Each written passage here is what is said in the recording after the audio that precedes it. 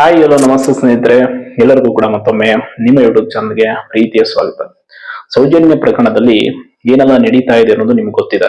But ನಮ್ಮ ರಾಜ್ಯ ಘನ ಸರ್ಕಾರ ನಿಜಕ್ಕೂ ನಾಚಿಕೆ ಇಲ್ಲದಂತೆ ವರ್ತಿಸ್ತಾ ಇದೆ. ಎಸ್ಪೆಷಲಿ ಗೃಹ ಮಂತ್ರಿಗಳಂತರೂ ಹೇಳಂಗಿಲ್ಲ.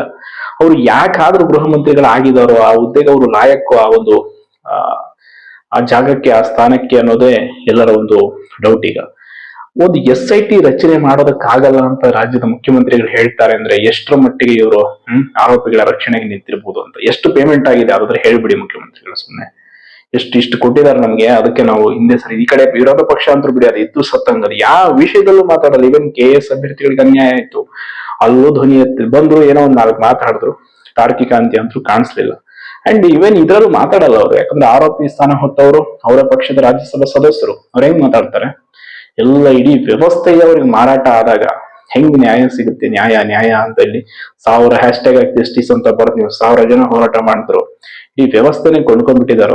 ಹಣ ಬಲದ ಮುಂದೆ ಯಾವ ಬಲನೂ ಇಲ್ಲ ಅಂತ ತೋರಿಸ್ತಿದ್ದಾರೆ.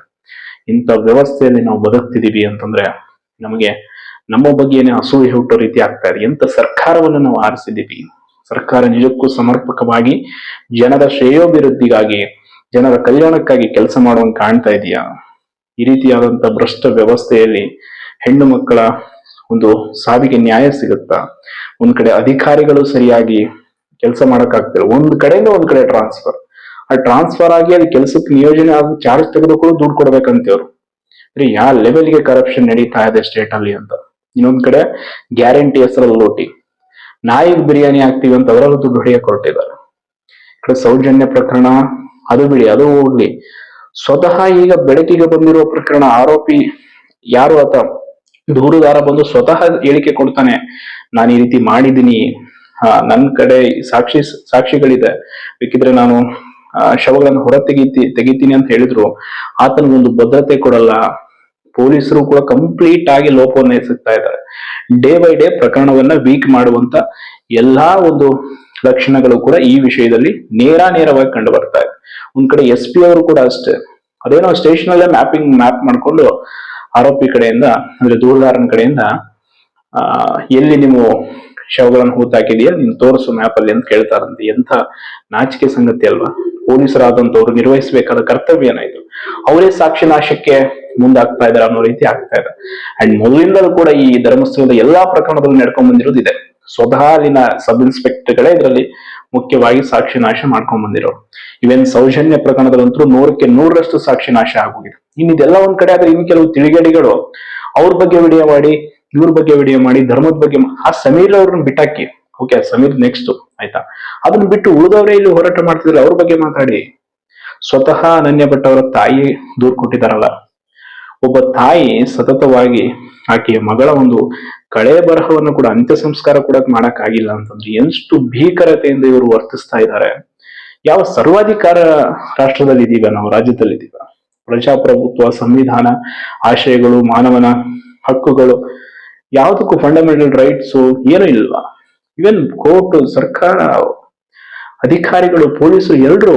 ಬಟ್ ಸುಪ್ರೀಂ ಕೋರ್ಟ್ ವಕೀಲರನ್ನ ನಾವು ಈ ವಿಷಯದಲ್ಲಿ ನಿವೃತ್ತ ನ್ಯಾಯಾಧೀಶರನ್ನ ಮೆಚ್ಚಲೇಬೇಕು. ಪಾಪ ತುಂಬಾ ಅವಿರತವಾಗಿ ಅವ್ರು ಪ್ರಯತ್ನ ಮಾಡ್ತಾ ಇದ್ದಾರೆ. ನಾವೇನಾದ್ರೂ ಮಾಡಿ ಈ ಪ್ರಕರಣಕ್ಕೆ ನ್ಯಾಯ ಕೊಡಿಸ್ಬೇಕು ಅನ್ನೋ ಒಂದು ಅವರ ಛಲ ಇದೆ. ಅವರು ಬೆಂಬಲವಾಗಿ ನಿಂತಿದ್ದಾರೆ. ಇವನ್ ಸುದ್ದಿ ಮಾಧ್ಯಮಗಳು ಕೂಡ ಸ್ವಲ್ಪ ಮಟ್ಟಿಗೆ ಎಚ್ಚರಗೊಂಡಿವೆ. ಸ್ವಲ್ಪ ಮಟ್ಟಿಗೆ ಆದ್ರೂ ಸ್ವಲ್ಪ ಈಗ ಧ್ವನಿ ಮಾಡ್ತಾ ಇದೆ. ಅವ್ರನ್ನು ಯಾವಾಗ ಕೊಂಡ್ಕೊಳ್ತಾರೆ ಹೇಳಕ್ ಆಗಲ್ಲ. ಬಟ್ ಇಷ್ಟೊಂದು ವ್ಯವಸ್ಥೆ, ನಾಳೆ ನಮ್ಮ ಮನೆ ಹೆಣ್ಣು ಮಕ್ಕಳಿಗೆ ಸುರಕ್ಷತೆ ನೀಡೋರು ಯಾರು? ದಯವಿಟ್ಟು ಇಂಥ ಸರ್ಕಾರಗಳನ್ನ ಆಯ್ಕೆ ಮಾಡೋ ಮುನ್ನ 100 ಬಾರಿ ಯೋಚಿಸ್ಬೇಕು. ಎಷ್ಟರ ಮಟ್ಟಿಗೆ ಸರ್ಕಾರ ಆರೋಪಿಗಳ ರಕ್ಷಣೆಗೆ ನಿಂತು ಬಿಡ್ತಾ ಇದೆ ಅಂತಂದ್ರೆ, ಒಂದು SIT ರಚನೆ ಮಾಡಕ್ಕಾಗಲ್ಲ ಅಂತ CM ಅವರೇ ಹೇಳ್ತಾರೆ ನೇರವಾಗಿ ಸ್ಟೇಟ್ಮೆಂಟ್ ನ. ಎಂತ ವಿಪರ್ಯಾಸ ನೋಡಿ. ಈ ಪ್ರಕರಣ ಇಡೀ ರಾಜ್ಯಾದ್ಯಂತ ಸುದ್ದಿ ಮಾಡಿರ್ತಂಥದ್ದು. ಪ್ರತಿ ಮನೆಗೂ ಕೂಡ ಗೊತ್ತಿದೆ ಏನ್ ಕೇಸ್ ಅಂತ. ಪ್ರತಿಯೊಬ್ಬರಿಗೂ ಆರೋಪಿಗಳು ಯಾರು ಅಂತ ಗೊತ್ತಿದೆ. ಜನಾದೇಶ ಹೆಂಗಿರಬೇಕು, ಮುಂದಿನ ಚುನಾವಣೆ ಅನ್ನೋದನ್ನು ತೋರಿಸ್ತಾರೆ ಸರ್ಕಾರಕ್ಕೆ ಜನ. ಅಷ್ಟು ಸುಲಭವಾಗಿ ಬಿಡಲ್ಲ. ಯಾಕಂದ್ರೆ ಮನೆಯ ಹೆಣ್ಣು ಮಕ್ಕಳಿಗೆ ಸುರಕ್ಷತೆ ವಿಷಯಕ್ಕೆ ಬಂದಾಗ ಎಂತ ರೀತಿಯಾದಂತ ಘಟನೆಗಳು ನಡೆದ್ರು ಕೂಡ, ಅದೇ ನಿಮ್ಮನೆ ಹೆಣ್ಣು ಮಕ್ಕಳಿಗಾಗಿದ್ರೆ ನೀವು ಸುಮ್ಮನೆ ಇರ್ತಿದ್ರ? ಇದೇ ರೀತಿ ನಿಮ್ಮನೆ ಹೆಣ್ಣು ಮಕ್ಕಳು ಸುರಕ್ಷಿತವಾಗಿ ಚೆನ್ನಾಗಿರ್ಬೇಕು. ಬಡವ್ರ ಮನೆ ಮಕ್ಕಳು ಬೀದಿ ಹೆಣ ಆದ್ರೂ ಪರವಾಗಿಲ್ಲ.